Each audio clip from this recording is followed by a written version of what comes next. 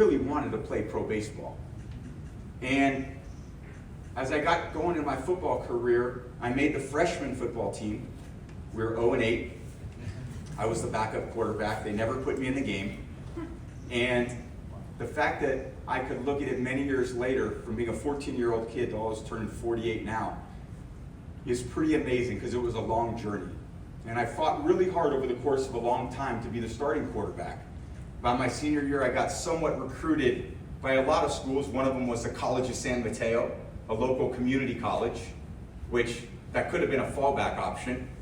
I got recruited by Cal Berkeley. They were a local school. They were a great kind of institution.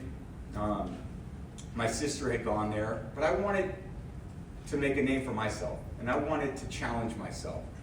And Michigan, in a crazy way, recruited me because Michigan was where all the top-rated recruits went. I was the backup quarterback on an 0-8 freshman team.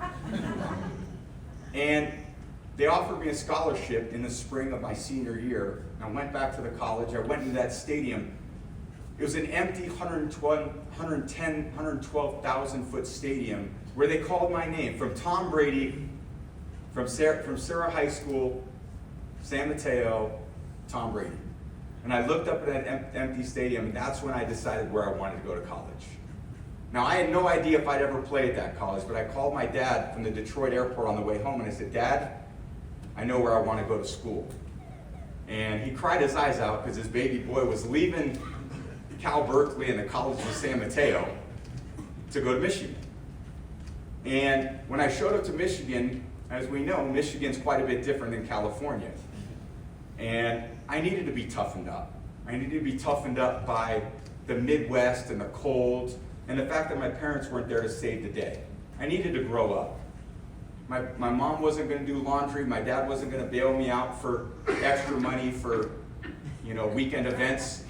I had to work summer jobs at golf courses, and as a construction manager, you can believe that, Jeff? They ever need an intern? That's right.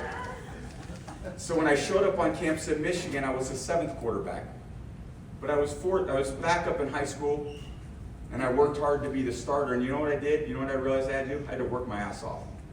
And I had to work my ass up the whole way because there was nothing that was ever given. And when I was 7th, I thought about, man, I got to get up there and get there with Greasy and Dreisbach and the other guys who have a good chance to play.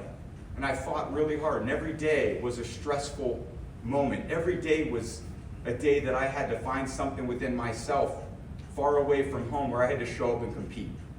And I worked pretty hard at the end of my first year, moved up to about 4th. My second year, I moved up to 3rd. And there was a sports psychologist named Greg Hart, and Greg passed away about 5 months ago. And I would go in there and bitch and complain to everybody all the time that I wasn't getting the opportunities that other people were getting. Other guys were the coach's favorites. I wasn't. They were getting more opportunities than I was. And he said, why don't you just worry about yourself? And if there was one lesson in life that I took from high school through college into my pro career was worry about yourself and do the best with the opportunity that you get. Don't worry about what everyone else does. Don't go comparing yourself to the opportunities that the other guys are getting. Worry about what you do. And when you do, bring the enthusiasm, the encouragement, the optimism that people need in order to be successful. So when he smacked me in the face with that message, I showed up to practice every day with that enthusiasm and that excitement to earn the trust and respect of the people that I worked with. And I did that, and I earned a spot in my 3rd year as the backup quarterback. And going into my 4th year and 5th year, I'm not going to bore you with all the details, but I won the starting job. And it was a hard-fought job because we recruited the #1 ranked quarterback in the country in my 4th year, and they really wanted him to play. But because I didn't worry about him, I worried about myself, I brought that good attitude every day to my team. And I brought it was positive, it was focused on the team results, and it was focused on encouraging other players to be the best that they could be.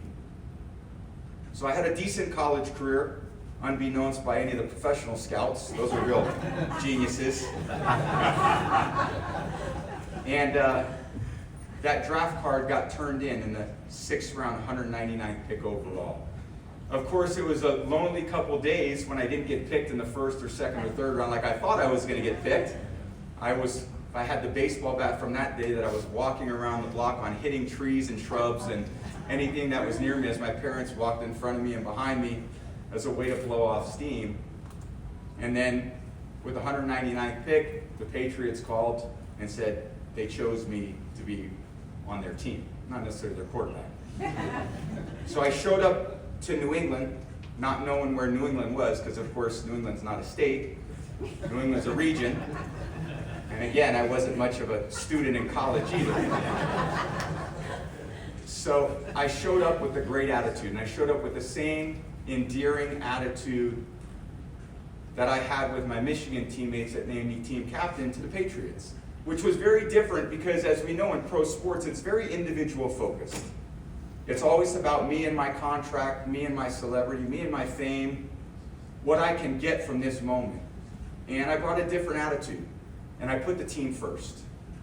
And Coach Belichick saw that in me, and he was trying to change the culture of what that team was, because the Patriots lost a lot. They weren't a good program, and we needed to turn it around.